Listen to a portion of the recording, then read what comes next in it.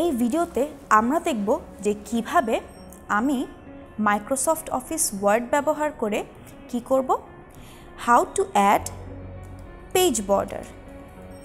অর্থাৎ আমি Microsoft office word ব্যবহার করে কি করব, পেজ বর্ডার অ্যাড করব। পেজের মার্জিন তো আমরা অনেক আগেই অ্যাড করতে শিখেছি। মার্জিনটা আমরা কিন্তু চোখে দেখতে পারবো না, অর্থাৎ আমার লেখাগুলো লেফট সাইডে কতটুকুন থাকবে, রাইট সাইডে কতটুকুন থাকবে সেটা আমরা বুঝবো। কিন্তু পেজ বর্ডার হচ্ছে এমন একটা জিনিস যেটা আমাদের দেখা যাবে, অর্থাৎ আমি একটা বর্ডার অ্যাড করব। তো পেজ বর্ডার অ্যাড করবার জন্য মেনু বারে ডিজাইন অপশানে আমরা গিয়েছি। ডিজাইন অপশানে এই যে পেজ বর্ডারের পোর্শন আছে এখানে আমরা ক্লিক করব। এই পেজ বর্ডারের অপশানটা ক্লিক করলে দেখো তারা আমাকে বিভিন্ন ধরনের অপশান দিয়ে দিবে, অর্থাৎ কোন টাইপ বর্ডার আমি পেজে দিব। তো ধরো আমি পেজে এই ধরনের একটা বর্ডার চাচ্ছি, লাইন দেওয়া থাকবে। তো এই বর্ডারটার কালার আমি চাইলে সিলেক্ট করতে পারি। তো আমরা আগে নর্মাল বর্ডারটা দিয়ে দেখি। তো এরকম একটা বর্ডার দিয়ে আমি যদি ওকে দেই তাহলে দেখো তারা আমাকে পেজে একটা বর্ডার অ্যাড করে দিবে। আবার ধরো আমি সেই বর্ডারটাকে চেঞ্জ করতে যাচ্ছি, ধরো এরকম ডটের একটা লাইন চাই, এটা দিয়েও আমি যদি ওকে প্রেস করি তাহলে দেখো তারা কী করবে, একটা ডটেড লাইন দিয়ে দিবে। আবার ধরো আমি বক্স করে একটা অবস্থা চাই, আবার ধরো আমি পেজ বর্ডারটা চেঞ্জ করে এরকম মোটা একটা পেজ বর্ডার চাচ্ছি, তাহলে দেখো তারা আমাকে সেই অনুযায়ী একটা পেজ বর্ডার দিয়ে দিল।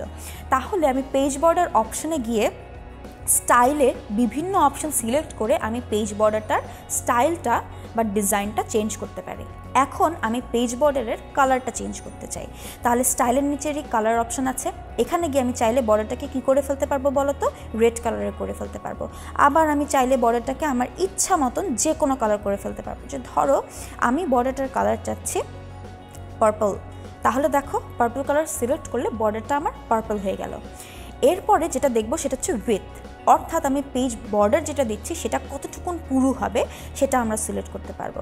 তো এখানে গিয়ে আমি যদি পুরুত্বটা আরেকটু বাড়িয়ে দিই তাহলে দেখো পেজ বর্ডারের পুরুত্বটা বেড়ে গেল। তাহলে আমি পেজ বর্ডারের অপশানে ক্লিক করলে স্টাইলটা চলে আসবে, অর্থাৎ কোন ধরনের বর্ডার দিব, তারপর কি কালার দিব এবং কত পুরু জিনিসটা হবে।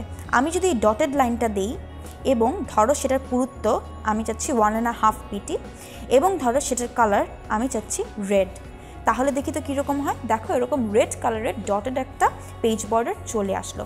তাহলে এই ভিডিওতে আমরা দেখলাম যে মাইক্রোসফট অফিস ওয়ার্ড ব্যবহার করে কিভাবে আমরা একটা পেজে বর্ডার অ্যাড করতে পারি।